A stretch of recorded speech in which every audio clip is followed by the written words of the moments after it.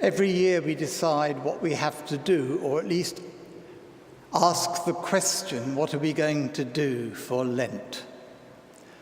As a child, I had little cardboard boxes I had to put my pocket money in, grudgingly.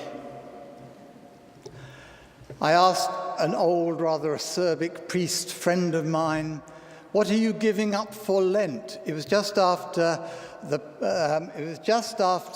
meeting of the bishops, you know, where they were nasty to America. And my friend said, I'm giving up hope. And then the post came. I had been given for Christmas a subscription to Vanity Fair. And I suddenly realized that Vanity Fair offers me a wonderful opening into a Lenten discipline. It opens up for me a picture of the people of God. Because as I greedily thumb through my copy, I get images of BMWs, perfume, jeans and dreams, with the mass of languorous young men and women offering a taste, a smell of abundance. We sung about abundance in the last hymn. And sometimes, as I greedily thumb through my copy of Vanity Fair, my better self, always eager to get a word in edgeways and spoil things, whispers over my shoulder that surely I'm above all these things. Surely I've put all these things behind me. But unfortunately, my better self, as often as not, talks only humbug. And anyway, it doesn't know me very well. The glossy magazine, I believe, provides much thought for the preacher, who finds it just as difficult as the copywriter to tell the truth, especially in the face of the desire for abundance. Here is, in Vanity Fair, this abundance, where a certain fragrance can make a man, a woman of you, where strange things happen to you on a white horse after you use a certain sort of bubble bath, where everything is transient, this year's model, where everything is new, the latest, and everything can change you. And maybe the people who go out on a Monday to make their advert-induced purchases are the realists. They at least can count the cost before they begin and can see what they're getting into. Perhaps the people in the Porsche with the new clothes and the expensive smells are the truly humble people. For they accept the world's valuation of themselves. They know they are nothing without this abundance of things that the world values. They don't want the permanent, the secure, the eternal. Such considerations cut no ice for them. After all, who wants last year's car or suit? Impertinence is the whole point of it. Impermanence is the whole point of it. Don't get me wrong, I'm not here to defend the values of Vanity Fair, but neither can I dismiss them or feel superior to them. For the thing that's wrong with the magazine is precisely what's wrong with religion. Look again at those glossy adverts. They offer an abundant world of meaning, purpose, and fulfillment, a world of us to enter and make our own. It promises to assuage our dissatisfaction with ourselves. We will get a lover if we wear this fragrance. Advertisers aren't really competing with each other. Rather, they are conspiring together to make one single proposal. Transform yourself, enrich your lives, be envied, and above all, find happiness. They offer us a transformed future. By purchasing this or that, we will be transformed into the desired object and will be able to love ourselves. Finally, dissatisfaction will have gone. They also offer us a transformed past. The past is used in these adverts to give value to the proposal. The BMW standing languidly outside the ancient mansion. The model photographed against the backdrop, redolent of summer holidays in bygone days. Our future happiness is always parasitic on the past, a dead, embalmed, glamorized past, which has been plundered and degraded to enrich our meanness of spirit. In the glossy magazines, only the past and the future have value. The present is merely a place of dissatisfaction. Religion, of course, is offered to us in just the same way. So often it is presented in such a way that we feel dissatisfied and unhappy about our present state, especially in Lent. We are not, after all, part of the elect. We are sinners. We are worthless. We are unsaved. The present is what we need to be absolved from. But like the adverts, don't worry. Here is an offer. Here is the possibility of a self transformed if we buy. Buy now, friends, and we will find peace of mind, serenity, wisdom. The future is where it is. Then, like the saints etched in the windows at the back of the church, we will be complete, fulfilled, able to live with ourselves and love ourselves. That's the future hope of religion, just like the adverts.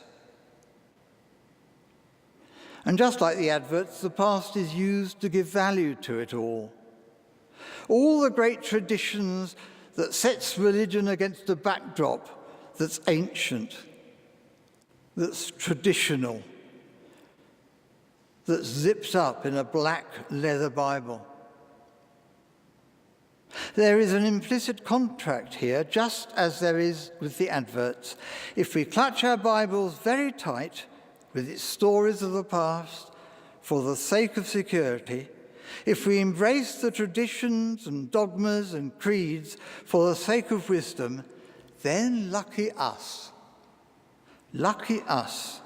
We may be dissatisfied with ourselves now, we may be worthless now, but the future holds untold abundant glories, unmistakable joy, and deep peace.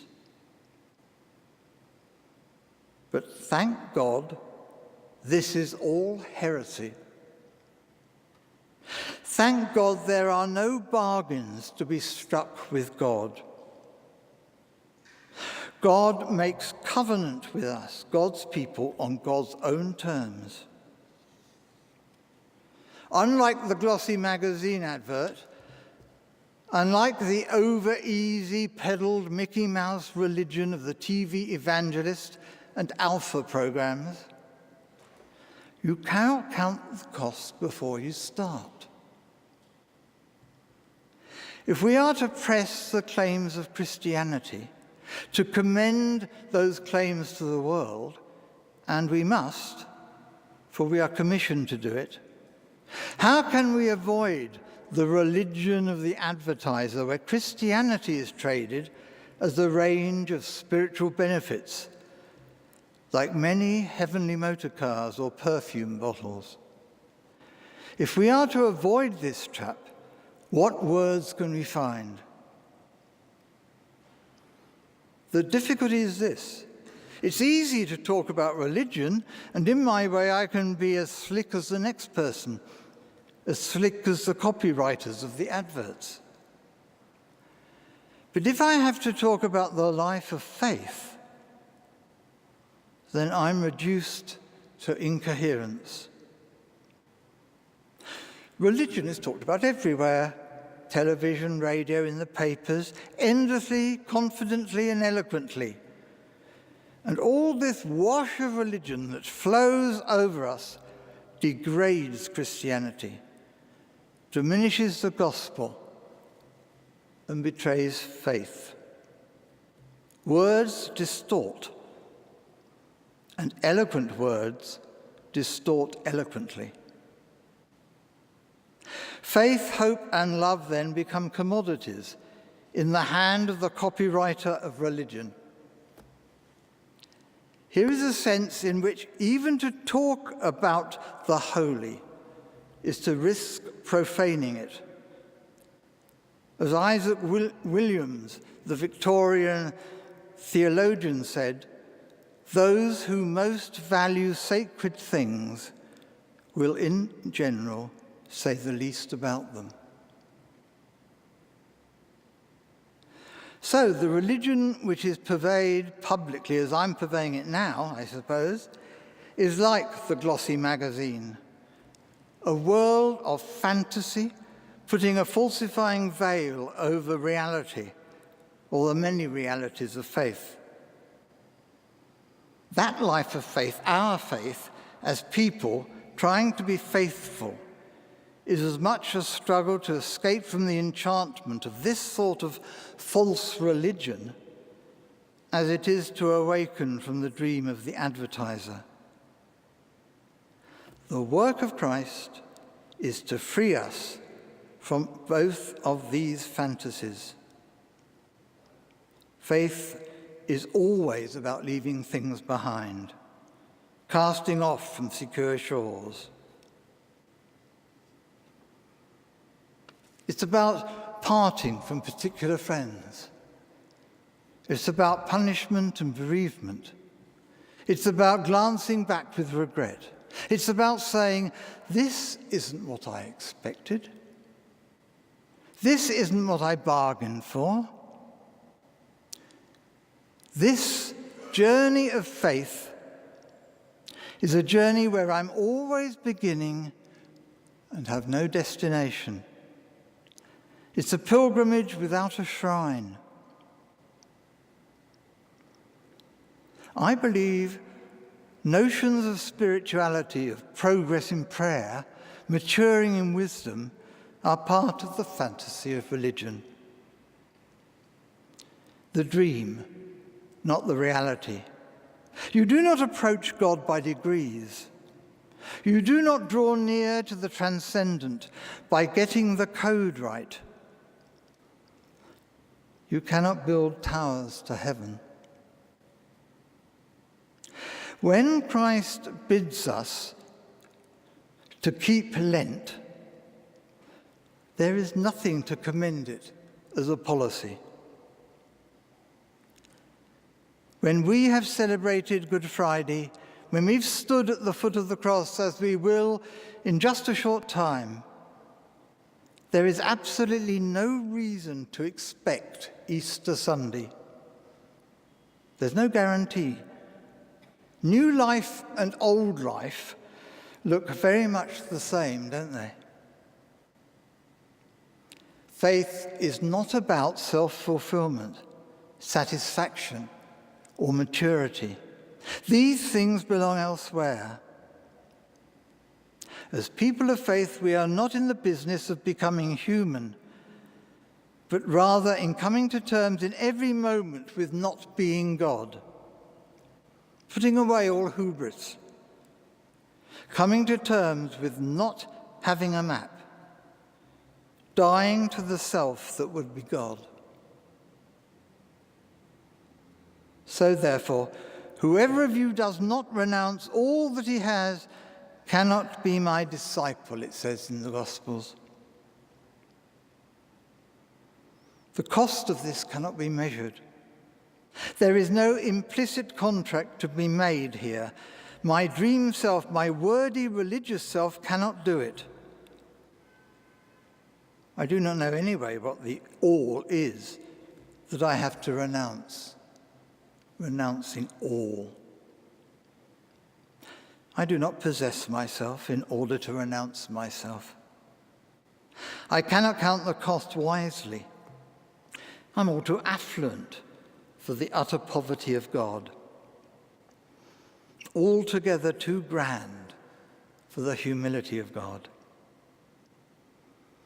It is perhaps in this moment, and only in this moment, free from the religious salesman's assurance about the future, that God can set us free, can speak of acceptance and love. Perhaps in this present moment, God reaches through the cracks to touch us, speaks through the unplanned silences so that we can hear. This is perhaps where faith rather than religion is born, where God can hold us and caress us in this moment. Not in the past or the future. Perhaps now is all there is. This then is where we are caught, fleetingly and mysteriously. No past, no future, no possessing, no buying, no selling, no contracts or bargains, just love.